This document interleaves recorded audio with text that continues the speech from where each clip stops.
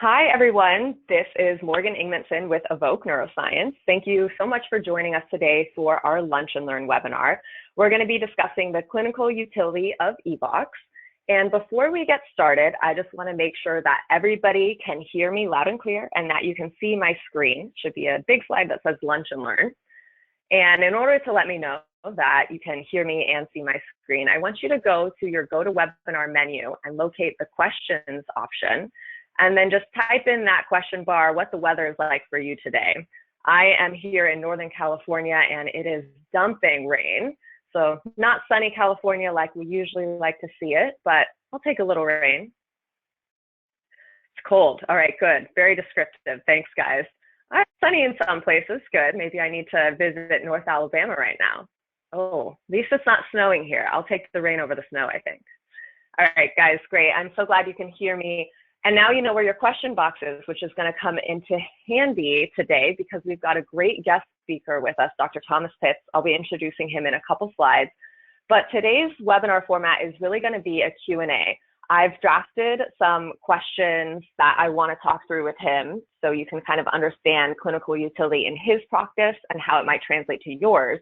But it's also an opportunity today for you guys to type in questions that he can discuss live. So make sure you know where that question box is and feel free to visit it at any point during this webinar, and hopefully we can get to your questions live. If not, I'll follow up with you after the webinar. All right, team. So starting out with our learning objectives today, if you visited our webinars in the past, either live or via recording, you know that we usually talk about a specific patient type and different brain-based biomarkers that can help you recognize those patients and develop a diagnosis for those patients. But today's session is going to be different. We know that you've got EVOX in your practice, but sometimes it can be a little bit of a learning curve of knowing what patients are best suited for EVOX, how to fit it into your clinical workflow, and really just make it work for you in your practice. So at the end of today's session, I want you to be able to describe how EVOX is different from some of the other cognitive assessment tools you might already have in your practice. I want you to be able to recognize patients that can benefit from EVOX. So what do these patients look like when they come into your practice, and how do you know that you should be ordering this type of assessment for that type of patient? I want you to have a really good idea of how to integrate EVOX into your clinical workflow. Maybe you've already got it integrated pretty well, but maybe Dr. Pitts will be able to recommend some new suggestions that can make it even better. Or maybe you're new to using EVOX and you're just a little bit lost on how it all fits into your clinical workflow. And finally, at the end of today's session, we're going to be discussing some of Dr. Pitts's case studies. And so you'll get a really clear picture of these patients, what they presented like, how EVOX was instrumental in determining a diagnosis and playing in their patient care. So to just kind of ground you about EVOX and kind of what we always say is the modern way of differential diagnosis, we never recommend using EVOX in isolation. It's always a combination of different tools that you have in your practice. So things like behavioral effort screeners, MoCA and MMSE, maybe biochemical labs, blood, saliva, and genetic testing, but also using EVOX to look at the brain directly. And that's usually the missing piece in our standard clinical setting, is that brain component. And when you have this memory test trifecta, you can really get a comprehensive understanding of where the patient is at, what might be going wrong. Is it a neurodegenerative disease, or is this something that I can treat? Do I need to refer out to a neurologist, or can I keep it in-house if I'm primary care? So hopefully at the end of today's session, you can really understand how to integrate EVOX, how to best utilize EVOX, and really squeeze every single ounce of worth out of this medical device. So with that, I'd love to introduce Dr. Thomas Pitts, who is here with us today. He's the Director of Neurology at the Brain Health Program at Hudson Medical in New York, which is where Evoke is headquartered. So he's our neighbor. And he's also a diplomat of the American Board of Psychiatry and Neurology. I want to note that he has fellowship training in clinical neurophysiology at Columbia. So he's a really great expert in this field of neurophysiology. He knows super in-depth all of the brain-based biomarkers that we usually talk about. If you have any technical questions that you want answered today, this is your opportunity. Write in that question box and he might be able to get to them. He also has a certificate of added qualifications in headache medicine And then a couple different disclosures, including that he is on our speakers bureau. So we're really thrilled to have him today for this Q&A session. And we're so pleased that he's able to share some of his case studies to really exemplify the clinical utility of EVOX. So with that, we're going to jump right into our Q&A session. And just to kind of introduce you guys further to Dr. Pitts, I'd like to ask him, what type of practice do you have and what brought you to EVOX? Why did you start using this device? Well, thank you, Dr. Ingmanson. And first, let me just tell everybody, or say that I'm very happy you guys made the time to join us. So I'm appreciative for your time. We're going to make this a high-value session for you to introduce this outstanding clinical tool. So we'll jump right into it. What type of practice do I have? Well, while associated with several clinical institutes in terms of hospital privileges, my daily job, I'm the director of neurology at a pretty large 10-physician, multiple PA and NP, multi-specialty practice comprising neurosurgery, orthopedic surgery, pain management, internal medicine, and neurology. We started using EVOX because, and it has been stated that cognitive problems are potentially the largest public health problem in the nation today. So we had just such an overwhelming group of patients across the specialties that needed cognitive evaluation. And that's one of the nice things about this field is that you may find someone with chronic pain affecting their cognition. If you were a sleep physician, certainly sleep can affect their cognition. One of the things I mentioned in my credentials is I'm a headache expert. Certainly can affect cognition. So it is inescapable in any clinic that a patient could come into you and say, by the way, doc, I know I'm here for maybe rheumatoid arthritis, but I have had problems with forgetfulness or word finding. And, if this is not your wheelhouse, if you are not in, let's say, a big academic cognitive center, you're kind of at a loss. Well, I guess I'll kick that back to the PCP. The PCP may consider a neurology evaluation. Depending on the resources of your location, you could have trouble coordinating that. Getting them to a neurologist, organizing an MRI, getting the blood test. Did I order the right blood test? So EVOX was a great start. It's a way that we can tell people, well, look, we're going to line some of these things up for you, but in the meantime, we have a ready-to-go comprehensive evaluation that is very good, and we'll dive deeper into this about identifying and analyzing the different cognitive processes across the cognitive spheres, and frankly, in further management. So we started using this because, luckily I have the good fortune of having an EEG tech, having an MRI capability, but even for me with those things, that is not something I can readily have a patient, I can't just see them in the clinic and send them off to an EEG. So EVOX was a quick way for us to say, look, let's go ahead and get you checked out. We're going to do a wide cognitive assessment here in a relatively short period of time and get you a lot of information that can guide your further care and management. That's perfect. Thank you so much for that background. And I do think it's really interesting to hear that EVOX is a value add to your practice, even though you do have that traditional EEG and access to MRI. So even here, it's kind of presenting itself as that quick cognitive assessment that can kind of ground you, the patient status, and give you some additional insights you didn't have before. So next, you're absolutely. Oh, sorry, go ahead. No, you're absolutely right, Dr. Raymondson. Just to add one more thing, this concept has existed for a long time. When you go into the emergency room, nobody's hooked up to a 12-lead EKG, unless they come in imminently with a cardiac problem. We have a rhythm strip, an O2 sat monitor, and if there are problems in those screening parameters, then you may dive deeper and get a pulmonologist or a cardiologist on board. But in terms of quick evaluation, it kind of stays in that thought process of quickly evaluating people in a very comprehensive way and getting them to further testing if needed, or making management decisions right there based off that initial data. Yeah, that makes sense. And it brings me to my next question as well of how are you identifying the people that could benefit from an EVOX assessment? Is it kind of you're screening everybody that walks into your office, or kind of what is the thing that you recognize in a patient that makes you think, oh, I should order this type of an assessment? Yeah, the nice thing about this is this can cover a myriad of patients. So for example, to contrast that, cardioangiography is a very specific test for a very specific subset of patients. But there are almost innumerable types of patients that can benefit from this. There are people that do not have cognitive problems that they are aware of, but other people are starting to mention to them that they think they have cognitive problems. So that's one thing you may see is, hey, you know what, I don't think I have a problem, but people are telling me my work is slipping. My wife is telling me maybe I'm forgetting words, and I don't think they're right. Well, you can substantiate or refute those claims by looking at this. You could look at young people that may think they have a memory problem but actually end up having an attention or concentration issue. There are people who know that they have a cognitive problem but want to track its progression or see how bad they are, see if there are specific cognitive areas that are worse than others that you can strengthen specifically through targeted therapies. Furthermore, there are people that are kind of in the middle. There's the early stages of memory loss, the so-called mild cognitive impairment patients, pain patients, patients with sleep problems, headaches.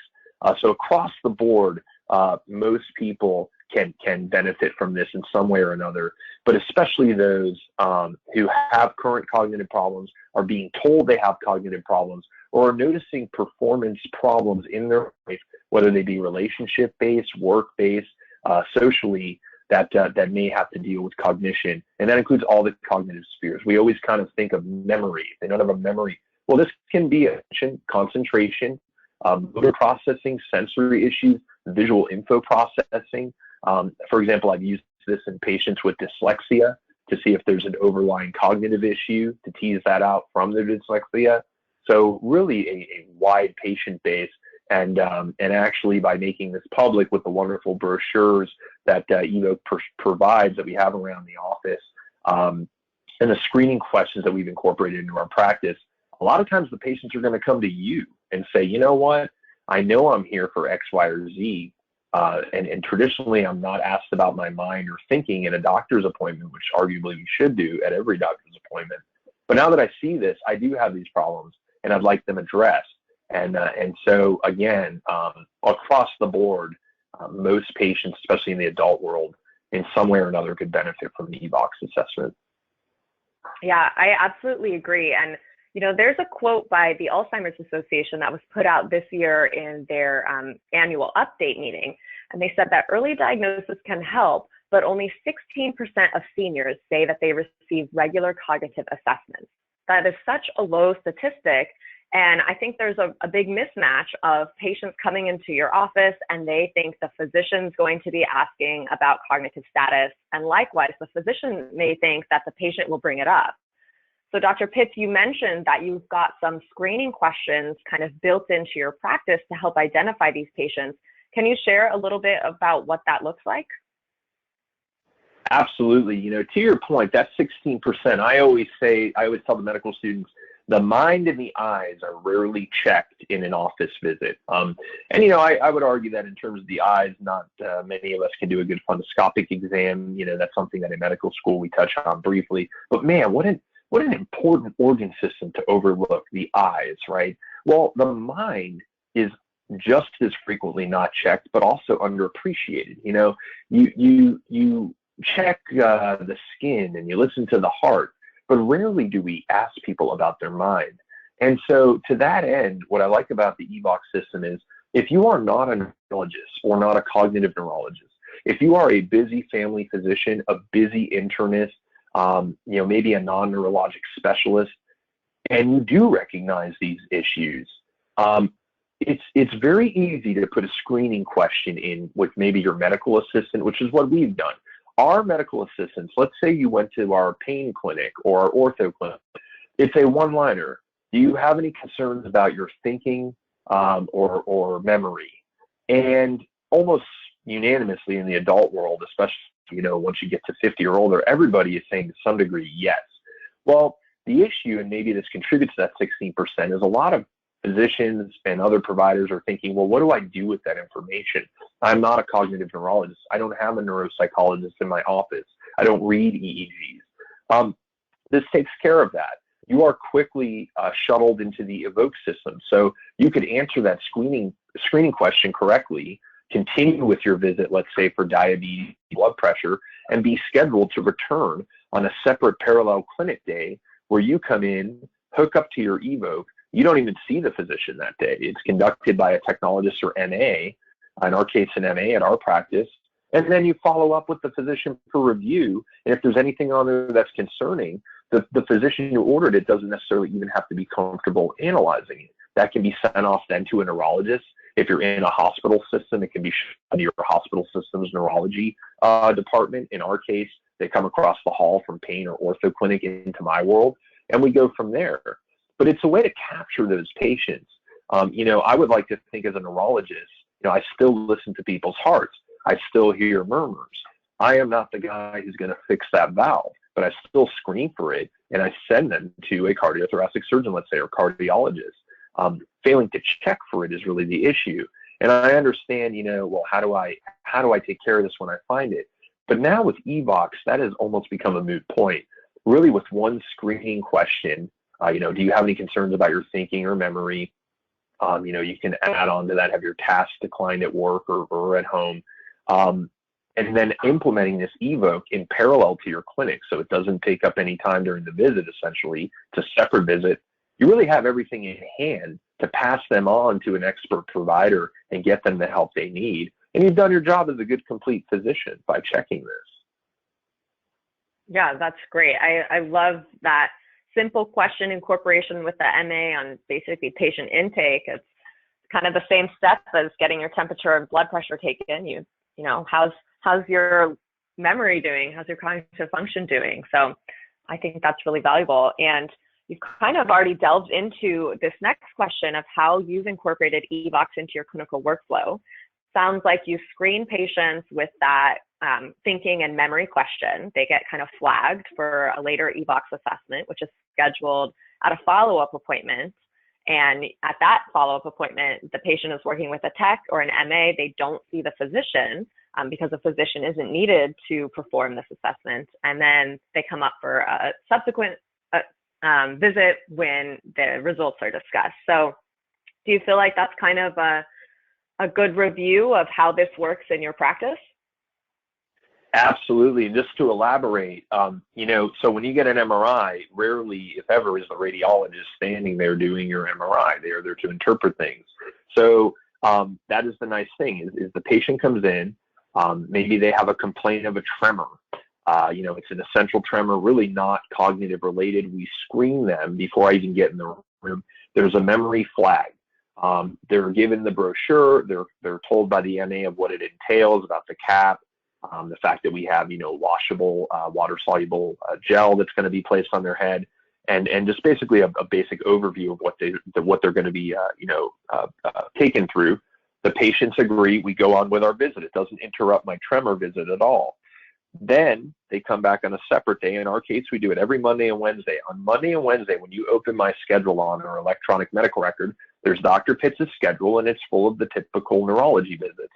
There is a separate schedule, the Evoke schedule, and it is full of patients. I mean, we're essentially doing one of these each hour. And we have a couple expert MAs that are they've gotten really swift and quick at hooking the patient up, taking them through it. We actually have the form printed up in Spanish. We have a huge Spanish-speaking population. I myself am a native Spanish speaker, so we're able to take them through that in various languages. We have a large Chinese-speaking population we're able to administer it to.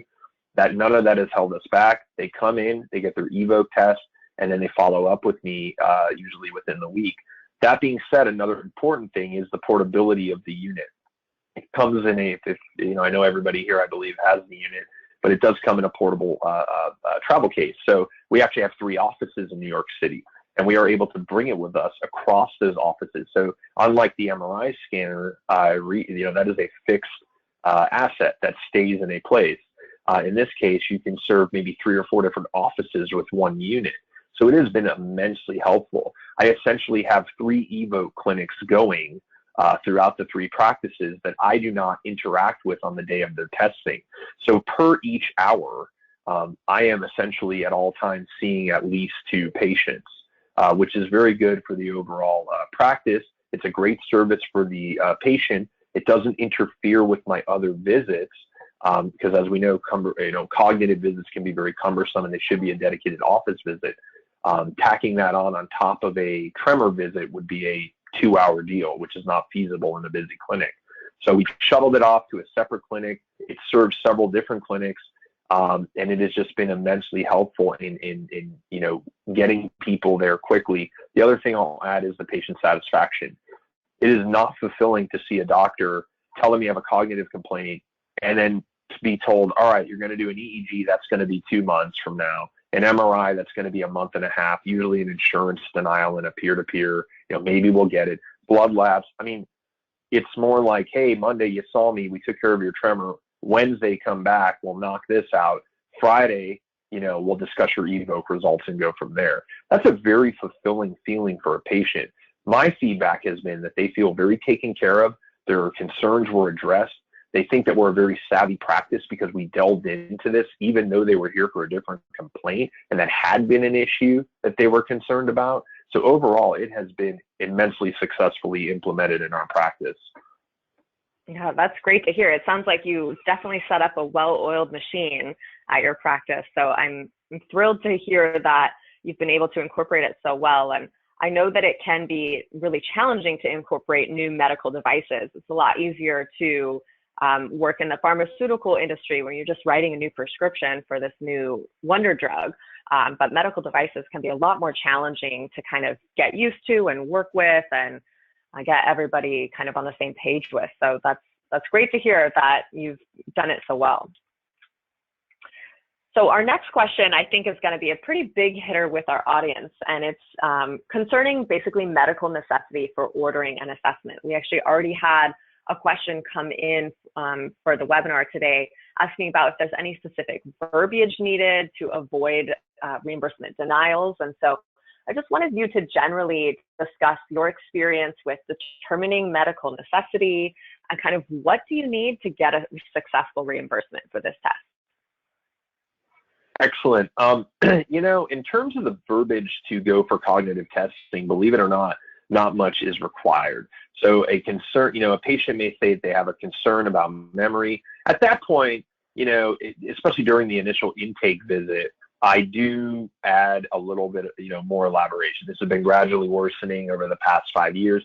I elaborated a little bit about what I'm concerned about. So in the assessment and plan, I might say something like, well, the patient has expressed concerns for intermittent memory, which has been gradually worsening over the past, 5 years or so.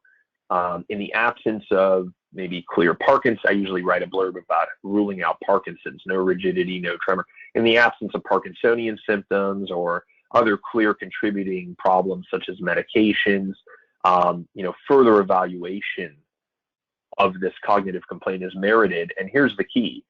As early treatment has been shown to diminish both morbidity from the patient and cost, overall cost, which is really what, unfortunately, the insurance cares about. Because when you do start treatment earlier, you are slowing the process of these cognitive problems. They do not typically roll back cognitive dysfunction. Our typical treatments are aimed at slowing progression. So the earlier, the better.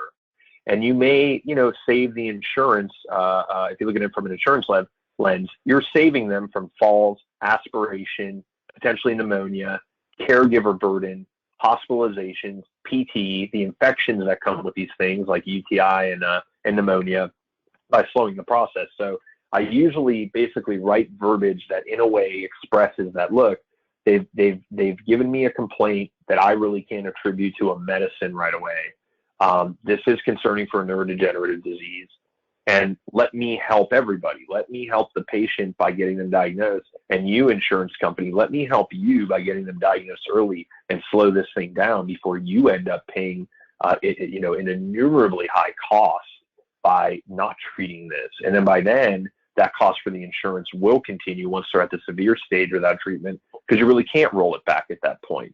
So that is what insurance wants to hear. And, the clear verbiage there isn't a cookbook for, but I always write something about, and it's actually a template.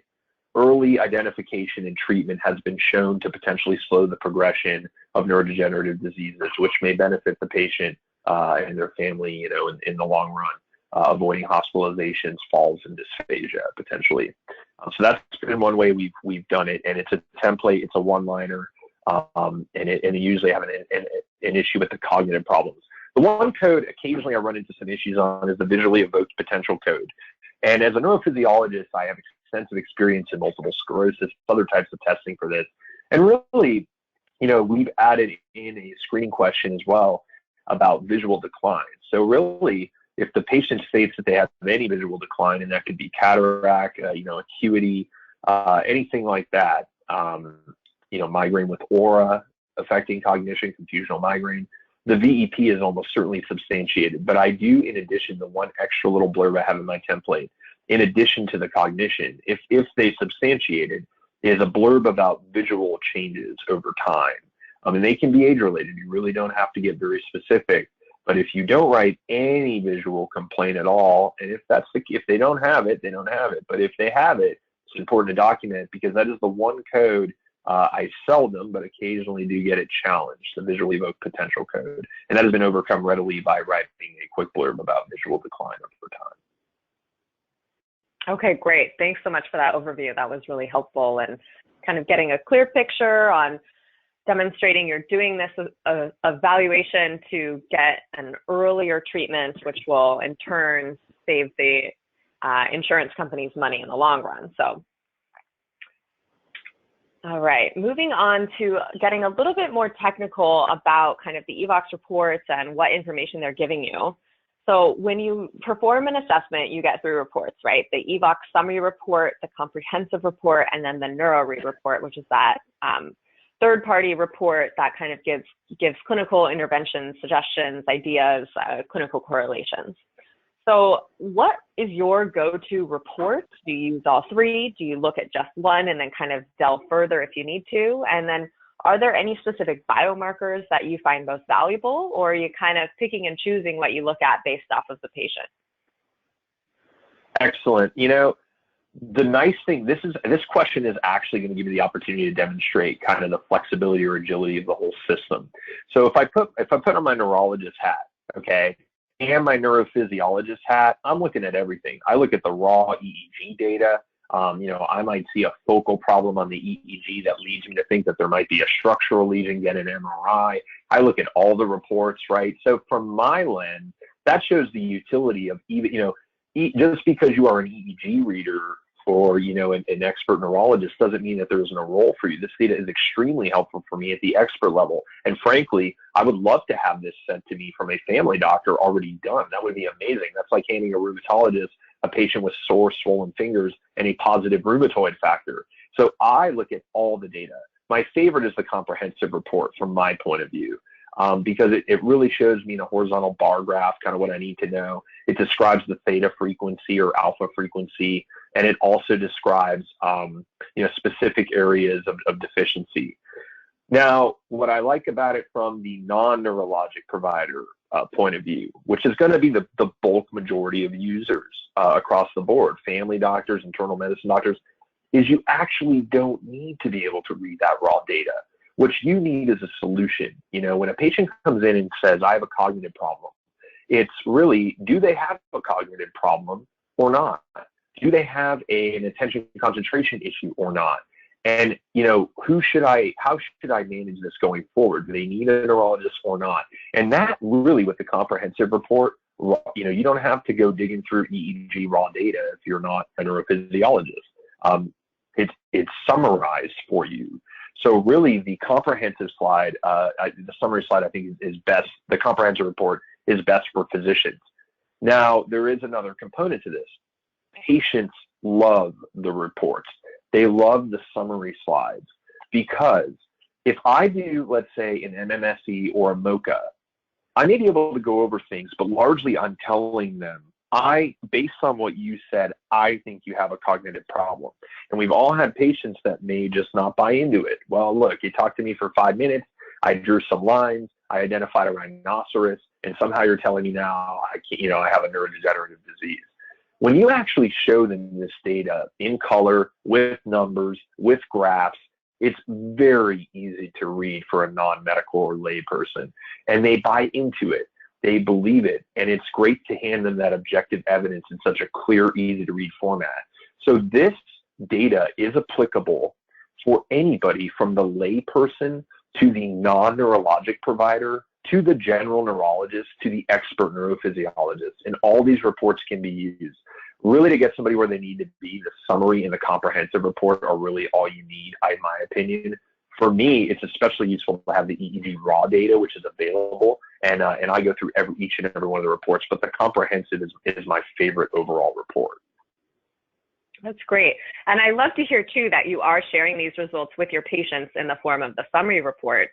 And earlier you also mentioned that you're giving patients a brochure that we provide that kind of describes to them what the test is going to be about. And so I just want to note for our audience that we do provide all of these materials that are patient-facing that kind of describe what the test is going to be before they do it. And you can give them the summary report, and we even have a brochure that kind of explains what the summary report is showing. So you yourself as the physician don't have to spend 15 minutes on educating on the report. You can hand it to them, quick review, and then give them the brochure and they're out the door. So just note for our audience that we've got all of those materials available for you. And it sounds like the patients are really motivated and into seeing a true mechanical reason of what's going wrong with them, and having that visualization can be really impactful. So the last question I have today is kind of just a summary. And Dr. Pitts, I'm curious to know, what do you think is the biggest clinical value add that EVOX brings to your practice? Here at Evoke, we've heard of it being used for kind of patient triaging. Can you keep the patient in your office, or do we need to refer out to an expert like yourself? Is it really to kind of get to that diagnosis, or is it to inform a treatment strategy? Kind of, what's your take on this? Well, you know, from the patient lens, it provides excellent care. It gives us a way, you know, the stethoscope was a very quick way to do kind of a 10,000-foot hard assessment. You know, the reflex hammer, a 2-second tap gives me a vast amount of knowledge of upper motor neuron versus lower motor neuron lesions. We never had that for cognitive testing. Cognitive visits were very similar to psychiatry visits. They were 2-hour, low reimbursing visits that were cumbersome for the patient, cumbersome for the practice, very cumbersome for the doctors. You know, we've all, as a medical student or nurse practitioner or PA student, been sent in to do, you know, maybe an hour-long, you know, screening MMSC or MOCA. It has given us a way to quickly, and in my opinion, more effectively than those long drawn out tests, which, you know, there hasn't been a study comparing them, but in my opinion, it offers, especially with the EEG, the frequency data, it offers just an immense amount of data in a short period of time that does not interrupt your practice. And it doesn't interrupt the patient's visit. So they came to me, let's say, for tremor. If I switch the direction and make it into a 2-hour cognitive visit, I'm not really addressing their tremor, watering it down and only partially addressing both of these things. Whereas now I can say to them, okay, noted, you're going to go get your EVOX assessment in 2 days. But today, let's stay focused on the tremor. Thank you for bringing this to our attention. We knock out the tremor, they get an expected visit. We educate them with the EVOX Brain Map Report Guide, which is the brochure we were talking about. They come in. There's a parallel schedule from an organizational point of view. It allows me essentially to see and bill for 2 patients in an hour session.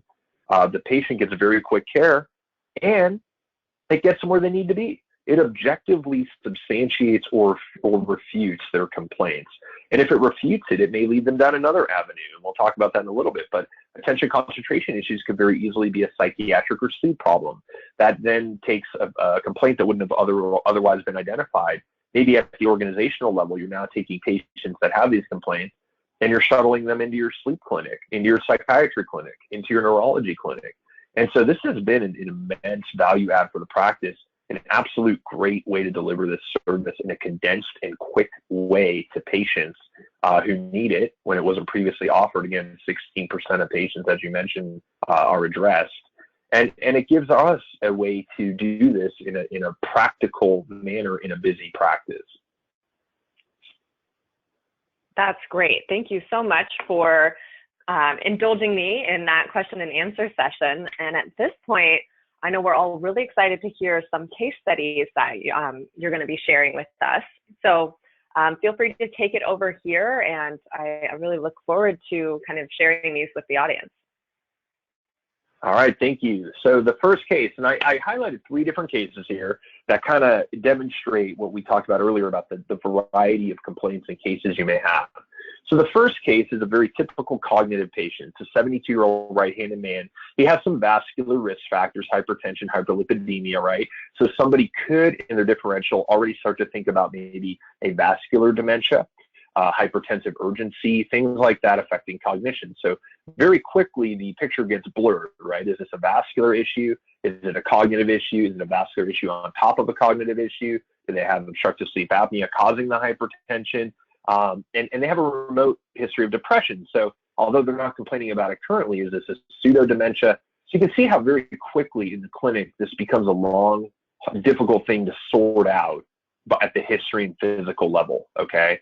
This patient is brought in by his wife and daughter, which is almost always, at least, especially on our boards, a clear-cut sign that there's something going on.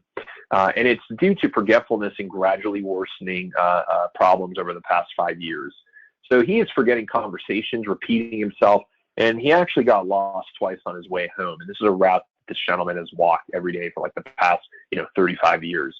And then I write a blurb about no hallucinations, right? So I'm kind of getting at the point that he probably doesn't have a psychosis or Lewy body dementia type phenotype, no rigidity, tremor, or changing gait, so probably not a normal pressure for hydrocephalus or Parkinson's type phenotype.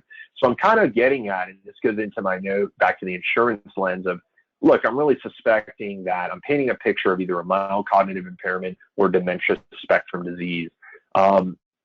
And so we do need to tease out those other things that I mentioned, pseudodementia, vascular problems. And so to that end, we went ahead and performed an EVOX assessment. So the EVOX assessment was ordered, and it did show theta range slowing. Now, again, that's at the neurophysiologic level, but, we talk about the different frequencies on EEG, ranging essentially from the normal alpha and it's potentially beta to the abnormal delta.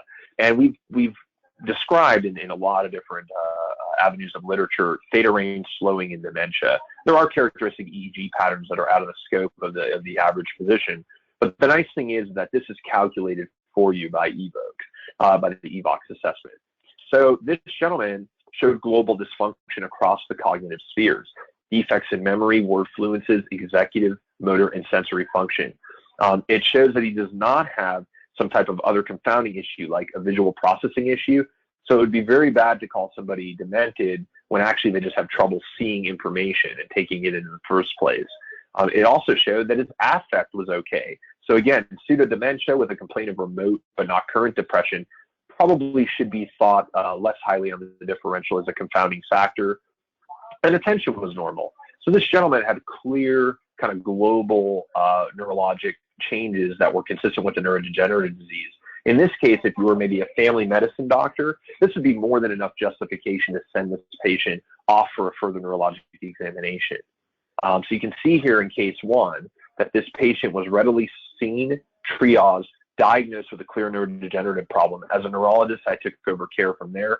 But in a family medicine case, you would have more than enough to effectively and essentially under a week time get this gentleman with objective evidence in hand to an expert for ongoing care.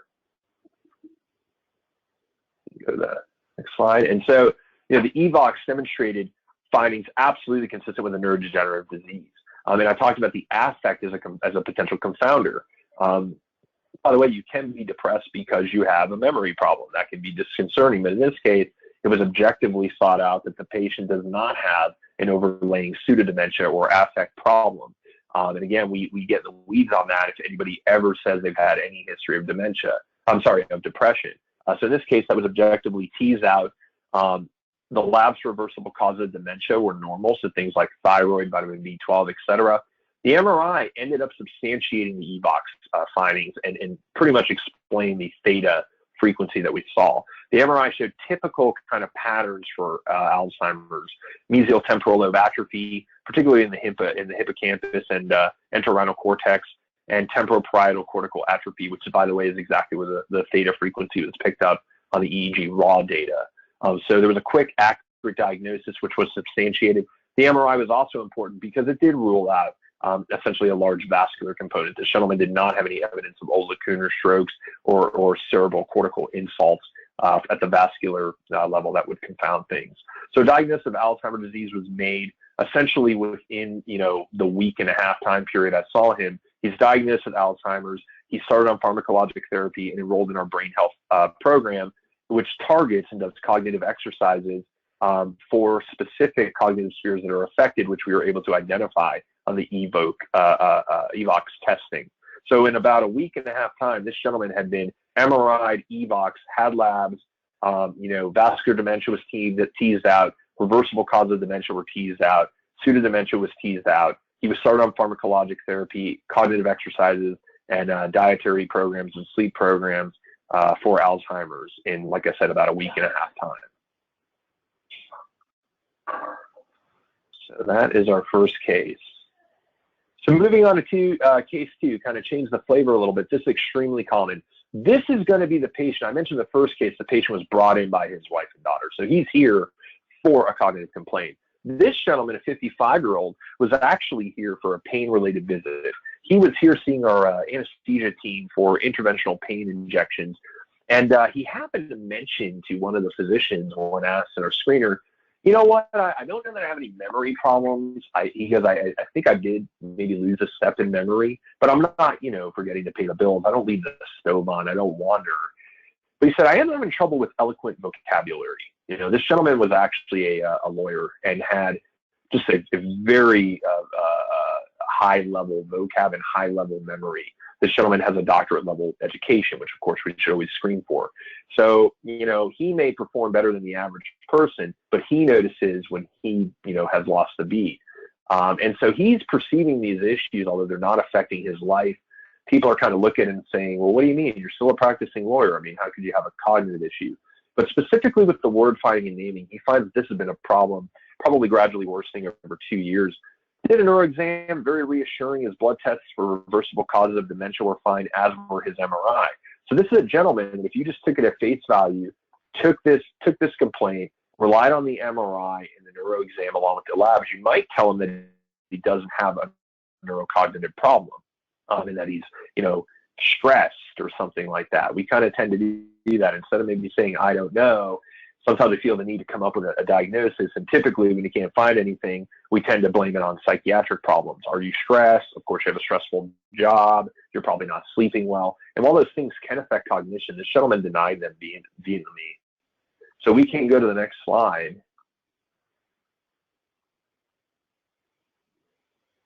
So on the next slide, we show his Evoke, and it's pretty commensurate with what you're seeing. This gentleman, if you look at his memory, essentially has a memory in the 75th percentile. However, I would argue that the doctorate level, and apparently this, his wife tells me, and this is a big statement for any wife to make about her husband, that he was a genius.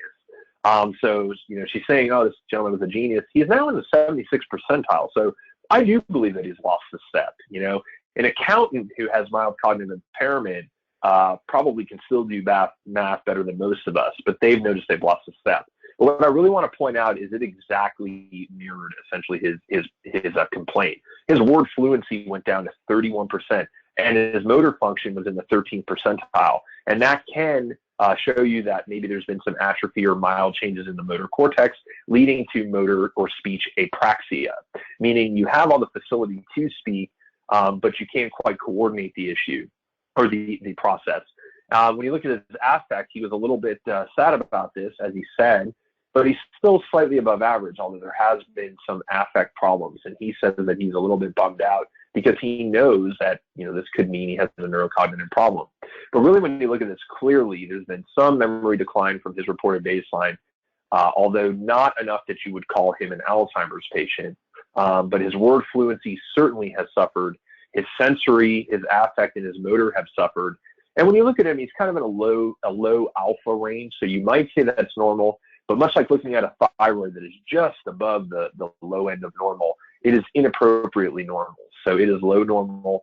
And we can go to the next slide, which discusses his diagnosis. So this patient was diagnosed based on his history and his EVOX testing, which again was done the next day after seeing him, with mild cognitive impairment. And that is absolutely vital, because we are offering him treatment early. Being that these therapies do not roll back dementia per se, they slow the progression. And we know that mild cognitive impairment patients have a higher risk of advancing to Alzheimer potentially in the next 5 years. This gentleman was offered pharmacologic intervention and enrolled in our brain health program and accepted that. And he was started early, which, again, we talked about the downstream effect of that for both him and his family. So this is, again, an example of how the EVOX testing really teased out very subtle complaints that might have been maybe dismissed or blown off, when the MRI came back normal and the labs came back normal. But I can tell you that was done in under a week. The average clinic visit is not going to be able to tease out this level of detail in maybe like a 30 or 35-minute time period like the EVOX did. And it really made a big change in his care. It blew the case wide open. Mild cognitive impairment, pharmacologic therapy is almost never started at the earliest stage of complaints, because we don't see it till it's more severe or there's changes on MRI. We don't typically start therapy until that point. By then, you've already lost tread on the tire. And so the gentleman was offered the earliest therapy possible. It substantiated his claim, and he was actually blown away from a patient satisfaction standpoint. He said, wow, I came here for a neck injection, not thinking that this had anything to do with my anesthesia visit. Somehow within a week and a half, I'm undergoing this test. The next day I'm undergoing this test. In a week and a half, I essentially have my blood test, and I'm started on a therapy and a brain health program under the care of a neurologist.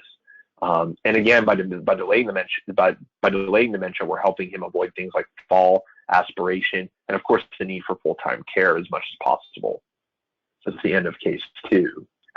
Case 3 is a very common thing. Every single doctor, nurse practitioner, or physician's assistant has this patient. This is the 35-year-old left-handed man, super high functioning, great job, comes in and tells you, I think I have Alzheimer's. I think I'm dying, essentially. No comorbid medical conditions. You tease it out a little bit. Upon further elaboration, this gentleman is telling me that he's having, when you ask him, he says, I have a memory problem.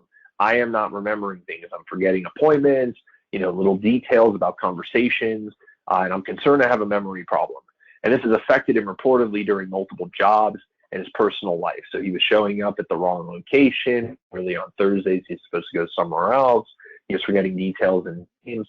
Of course, it's very rare for a 35-year-old to have a neurocognitive disease. So again, this patient typically, in the absence of EVOX, would be told that he may have a psychiatric issue. Again, the next day he's taken for EVOX, and he's in the 85th percentile for memory. Actually, his word fluency is phenomenal. When he talks about forgetting names, he's in the 80th percentile. Sensory and motor functions are very good, above average.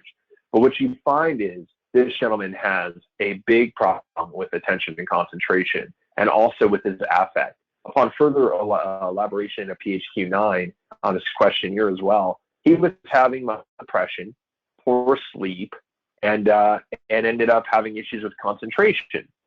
So we can go to the next slide. When you look at this case, the EVOX again kind of blew it wide open. His blood labs were for reversible dementia were normal.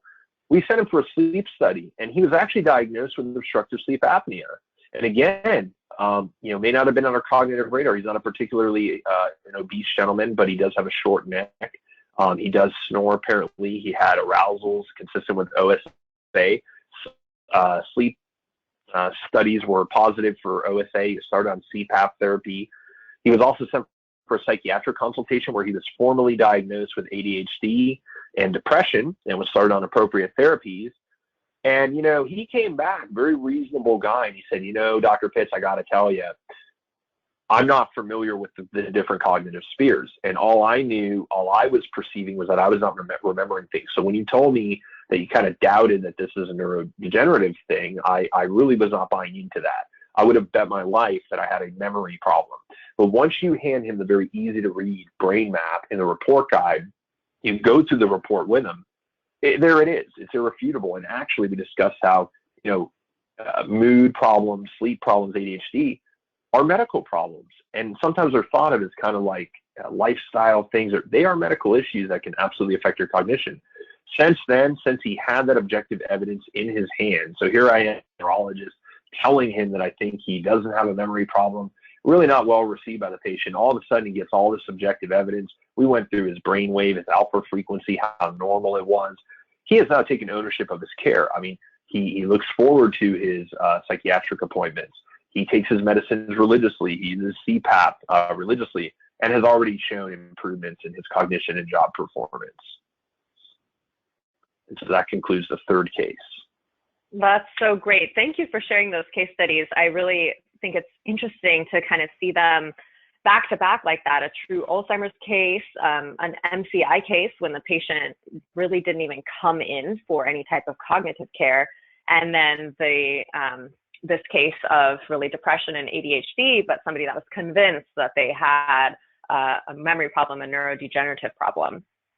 We did get a question regarding case number 2, that MCI case, and you mentioned that it was very valuable to get to this diagnosis early because you could put them on early pharmacologic therapies. Can you elaborate a little bit on what type of therapies you're referring to? Yeah, absolutely. So in this case, the gentleman was counseled on the different possible options. So the first thing we did was he ended up electing Aricept at the low dose. So this is donepezil. Other considerations, depending on who you are and how how your clinical pathway goes, would be something like Namenda. So these are typical dementia type medicines. Also, had there been a role for mood stabilization, there have been some suggestions that valproic acid can help. Certainly, I go on to check these patients for vitamin deficiencies. I also want to make sure that their brain health is, from a nutritional point of view, is protected. So we went ahead and started him on Aricept in his case. As he progresses forward, hopefully slowly, we can increase that to the higher doses. It's usually a 5, 10, 23 milligram paradigm severity. So he was started at 5 milligrams of Aricept daily after counseling, and actually was found to be a little bit depleted in vitamin B6, although not critically, which we did. We have in our brain health program a nutritionist, so she worked with him a little bit. He's pre-diabetic, so we improved from that point of view, which actually slowed down his nighttime urination, which actually allowed him better sleep. So this gentleman had very specific findings in low alpha, which make a reversible cause of cognitive impairment much less likely. We ended up finding some other things that were, maybe potentially complementary, like the treatment of prediabetes, facilitating sleep, a little bit of vitamin B6 repletion. He didn't really have an indication for mood stabilization, but that could be a consideration. And in his case, it was really Aricept in conjunction with our brain health program. Great. Thanks so much for elaborating on that. We got another question that came in. And in your opinion, if a primary care physician were to perform this EVOX assessment and then send it to a neurologist for the patient care, would that neurologist, I'm saying this neurologist isn't functionally medicine trained or doesn't have any type of clinical neurophysiology background like yourself, would that neurologist know what to do with this? Would they kind of poo-poo the findings, or do you think that they would get excited about it and jump on treatment and kind of blow the case wide open in your terms for kind of early options? Yeah, that's a good question. By the way, I should mention, and you got to walk on eggshells when you say these things, but neurology is a field. We do have a bad habit of poo-pooing things in general. Maybe not at the stroke level, the meningitis level, but I've found that we are moving from an inactive field to a very active field. If you rewind to 1970s, 60s, there really wasn't much we could do for most conditions. And now all of a sudden we have an explosion, MS therapies, monoclonal antibodies. So I would argue that most neurologists now are on board with that and would be excited about this. It's very easy to read. You don't have to be a neurophysiologist to do this. What I would suggest that the neurologists do is they would take a look at it, and if there was some abnormality, they could do a wider study. They could do an EEG, in which case, an epileptologist will read it. So not all, most neurologists are not neurophysiologists. So, when they go to a neurologist, all of us are trained to do a cognitive assessment. So really what this is telling them is kind of like my analogy with the rhythm strip in the ER. So if I saw some PVCs and maybe a slight irregularity on the 2-lead rhythm strip in the ER, I might say, well, you know what? Let's just go ahead and get the 12-lead EKG and evaluate this further. And if that was abnormal, I could even bring in a cardiologist who may even bring in an electrophysiologist, an arrhythmia specialist. So, you know, the buck doesn't have to stop with the neurologist. I believe the neurologist would look at this and say, okay, I've been sent a cognitive problem, and here is objective evidence that there is or may certainly be a cognitive problem that I should assess further. All neurologists should be capable of ordering the brain MRI, reversible workup for dementia, and performing further cognitive testing. If they needed to, they could send them off to one of their colleagues who is specifically a cognitive neurologist, or obtain an EEG and get a look from a neurophysiologist or epileptologist. But yeah, absolutely. I mean, this to me is very analogous to sending a rheumatologist a positive, maybe ANA or something along those lines. It's, the rheumatologist may look at it with their expert eye and say, you know what, I'm glad you brought this to me. This is definitely something that merits my look. I don't know that I'm going to treat it right now, or, hey, look, I am going to treat it, or, hey, this is enough for me to order, other antibody testing, ANCA, double-stranded DNA. But certainly it's enough to merit the consult. So if you are a family doctor, we've alleviated your practice burden, because this can really bog down a fast-moving family clinic. And I certainly respect our primary doctors almost more than any other physician in the field, because they are handling everything. And you just can't take 2 hours with each patient to do a cognitive assessment. So you've done your part. You've listened to the complaint. You've objectively provided data to the specialist, and you've directed them to the next level of care as you continue to do the wonderful things that you do for the masses in your clinic. The neurologist should be able to pick that ball up and run with it. So this is analogous to me as almost like a positive ANA, only slightly more useful. It does target the initial cognitive spheres. The neurologist can certainly elaborate on that, and I do. You saw in my case studies, I get MRIs, I get blood work. If they are in the theta range, I might get a full montage EEG, which is time-consuming, requires a tech. We have a dedicated day for that. But that being said, absolutely, this should be something that is adopted. And I should mention, it is an FDA-approved device, so it is not like a hocus-pocus device or something like that. This is something that we should recognize as a certified, validated device, and there is literature to support its use, by the way, which I'm sure the folks at Evoke could make available to the crowd.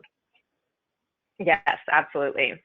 Well, thank you so much for joining us today, Dr. Pitts. We've run out of time for our questions that are running in, but folks on the webinar attendees, I'll be happy to follow up with you regarding those questions after the webinar concludes.